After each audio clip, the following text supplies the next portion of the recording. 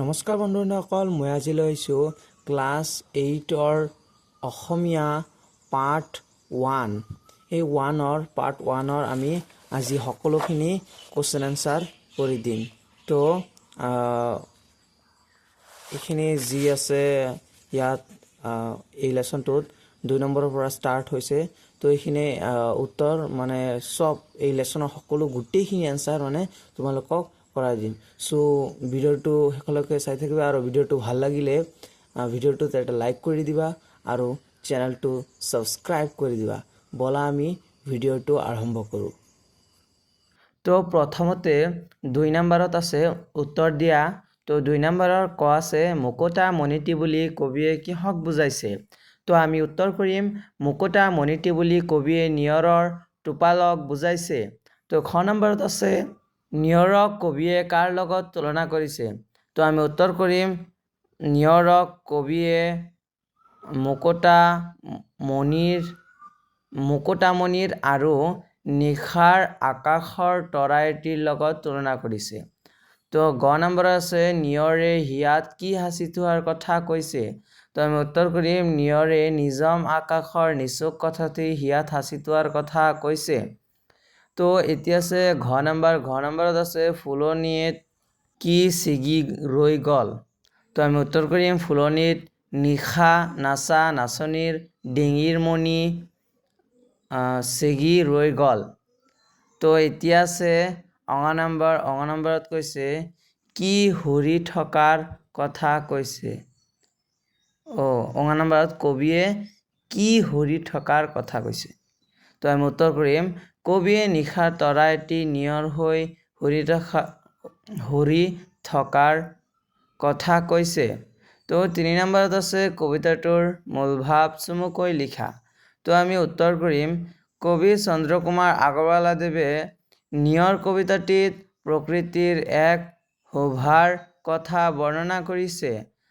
সাধাৰণ এটি নিয়ৰৰ টোপোলাৰ জৰিয়তে কবিৰ কল্পনাত কাহিলি পোৱাতে ঘাঁহ বনৰ ওপৰত পৰি থকা নিয়ৰৰ টোপোলাবোৰ যেন একোটা মুকুতা আৰু সেই মুকুতা অতি পৰিষ্কাৰ পানীৰে ধোৱা বুলি কবিয়ে কৈছে। আকৌ কবিয়ে ভাবিছে যে নিশাৰ আকাশৰ তৰাৰ দৰে যেন নিয়ৰৰ টোপোলাবোৰ সৰগৰ পৰা সৰি পৰিছে। কবিয়ে কল্পনা কৰিছে নিজাম আকাশ অৰ্থাৎ নিজান ৰাতি আকাশৰ তলত কোনোবাই যেন হৃদয়ত সাঁচি ৰখা সপোন লৈ আনন্দত হাঁহি ধেমালিৰে নাচিছে আৰু ৰঙিলীৰ হাঁহি নাচোনৰ বাবেই ডিঙিৰ পৰা মণি ছিগি ফুলনিত সৰি পৰিছিল। নাইবা ৰাতিপুৱা উদয় হোৱা ৰঙা বেলিটিলৈ চাই টুকা এটোপাল চকুৰ পানী যেন এই নিয়ৰৰ কণাটো। কবিয়ে ভাৱত বিভোৰ হৈ ফুলত পৰি থকা নিয়ৰৰ কণাবোৰৰ শোভা চাই থকা সময়তে বতাহে আহি ফুলজোপাৰ পাহিবোৰ লৰাই সৌন্দৰ্য নিঃশেষ কৰিলে। এয়ে হৈছে কবিতাটিৰ মূল ভাৱ। তো এতিয়া আমি 4 নম্বৰ কৰিম। তো 4 নম্বৰত আছে শব্দ সম্ভাৰ আৰু অভিধান চাই তলৰ শব্দবোৰৰ অৰ্থ লিখা। তো আমি ডাইৰেক্ট উত্তৰ লিখিছোঁ। তো ফটিকৰ অৰ্থ হৈছে স্বচ্ছ নিৰ্মল বা পৰিষ্কাৰ। আৰু তাৰপিছত আছে শোভে মানে কি হয় শুৱনি কৰি তোলা। বুজি পাইছা? শোভে মানে শুৱনি। তাৰপিছত আছে হেঙুলি মানে শিঙুল বৰণীয়া। তাৰপিছত আছে নিজম মানে একদম নিঃশব্দ নীৰৱ নিস্তব্ধ একদম শান্তভাৱে আৰু কোনো আৱাজ নহয়। ঠিক আছে। তো এতিয়া আছে নিচুক মানে কান্দোন এৰি শান্ত হোৱা। মানে আগতে কান্দি আছিল, নিচুক মানে কি হয় এতিয়া কান্দনটো এৰি দিছে, এতিয়া কান্দন এৰি শান্ত হৈ গৈছে, শান্ত হোৱা। নিচুক মানে কান্দন এৰি শান্ত হোৱা। তো 5 নম্বৰত আছে প্ৰসংগ সংগতি দৰ্শাই ব্যাখ্যা কৰা। তো 5 নম্বৰত এই এটা মানে দফা দিছে, এই দফা কবিতাটোৰ পৰা তুলি দিছে। তো এইখিনি আমি মানে ব্যাখ্যা কৰিব লাগিব। প্ৰসংগ সংগতি দৰ্শাই ব্যাখ্যা। তো মই লিখি দিছোঁ, তোমালোকে ভালদৰে লিখি লোৱা। নিজম আকাশৰ নিচুক কথাটি হিয়াত থৈছে সাঁচি, কোন কাহানীৰ সপোন দেখিছে, কোনে হাঁহিছিল নাচি। তো আমি উত্তৰ কৰিম। উত্তৰত মানে ডেছটো উঠা নাই, তো উত্তৰ ডাইৰেক্ট হৈ গৈছে। তো তোমালোকে উত্তৰ লিখি ডেছ দি তাৰপিছত উক্ত কবিতাভাষী আমাৰ অংকুৰণ পাঠ্যপুথি ইয়াৰ পৰা ষ্টাৰ্ট কৰিবা। তো মই পঢ়ি দি আছোঁ। উক্ত কবিতাভাষী আমাৰ অংকুৰণ পাঠ্যপুথি অন্তৰ্গত চন্দ্ৰকুমাৰ আগৰৱালাদেৱৰ দ্বাৰা বিৰচিত নিয়ৰ কবিতাটোৰ পৰা তুলি দিয়া হৈছে। কবিতাভাষীত এটা নিয়ৰকণা সৌন্দৰ্যৰ বিষয়ে ক'বলৈ গৈ উক্ত কবিতাভাষী অৱতাৰণা কৰিছে। এইখিনি আছিল প্ৰসংগ।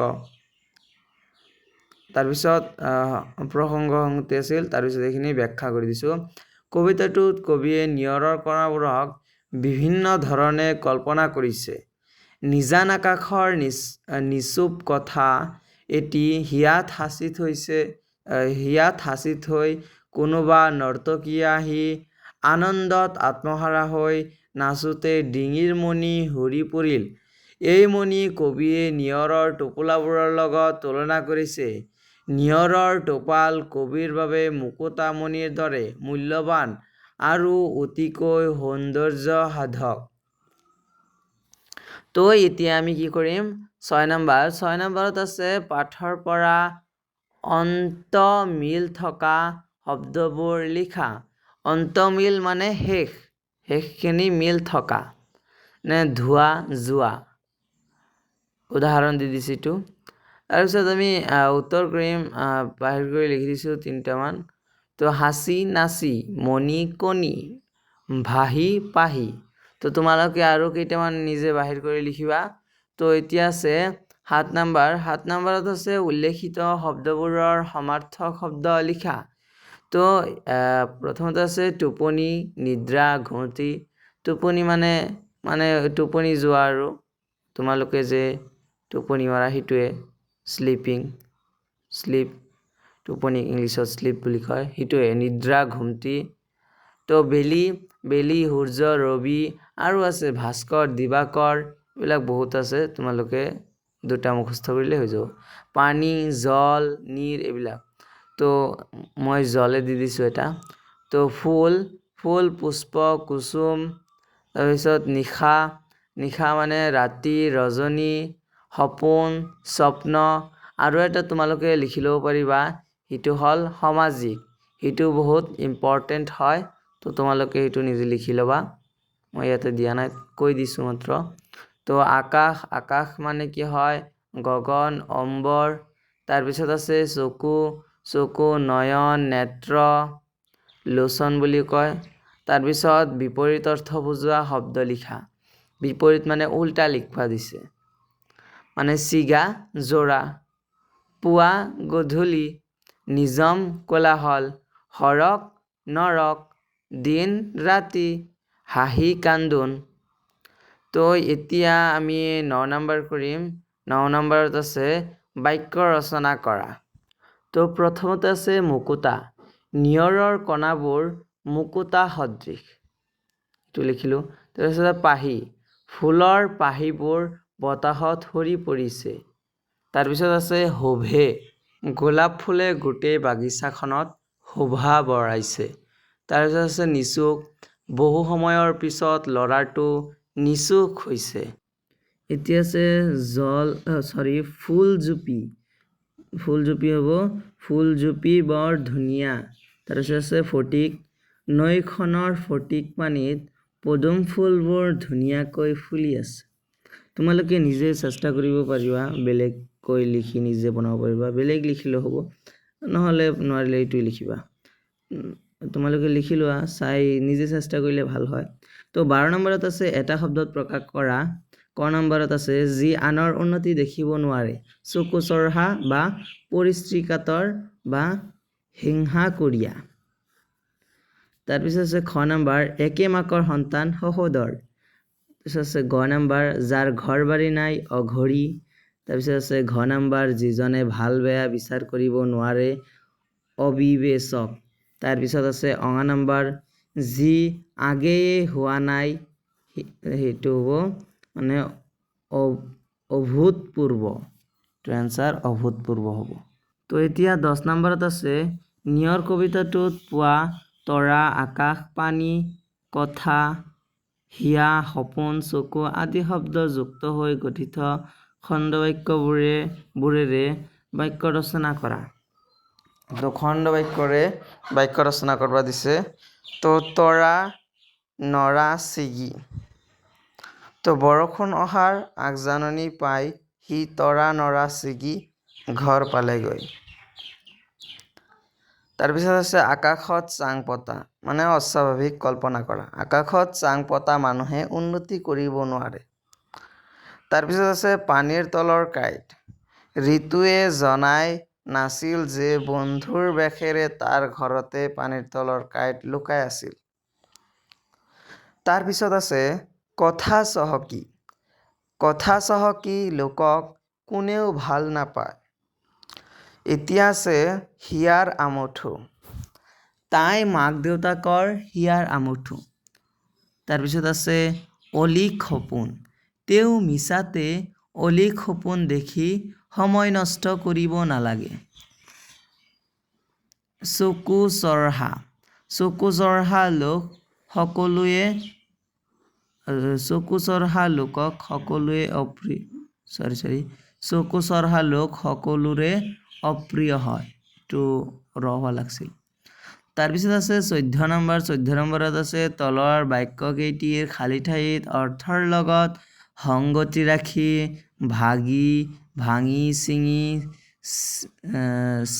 ছিঙি বহুৱাই পূৰ কৰা। তো আমি ডাইৰেক্ট উত্তৰ লিখি দিছোঁ মেৰামতি নকৰাৰ বাবে জহি খহি ঘৰটো ভাগি গ'ল। তো খ নম্বৰত আছে ধুমুহাই ঘৰটো ভাঙি পেলালে। গ নম্বৰত আছে পুৰণি হোৱা বাবে ৰছীডাল ছিঙি থাকিল। ঘ নম্বৰত আছে জোৰকৈ টনা আজোৰা কৰাৰ বাবে ৰছীডাল ছিগি গ'ল। অঙা নম্বৰত আছে এবছৰ নৌহতেই মাথাউৰিটো ভাগি গ'ল। 6 নম্বৰত আছে বানপানীয়ে মাথাউৰিটো ভাগি পেলালে। তো ভিডিঅ'টো এইখিনিতে আছিল আৰু আমাৰ বেলেগ নালাগে, যিখিনি আছে এইখিনি লৈ তোমালোকে পঢ়িবা। তো ভিডিঅ'টো ভাল লাগিলে লাইক কৰি দিবা, আকৌ কৈছোঁ। তো এইখিনিতে ভিডিঅ'টো আমি শেষ কৰোঁ। থ্যাংকস ফৰ ৱাচিং মাই ভিডিঅ'ছ। Bye bye.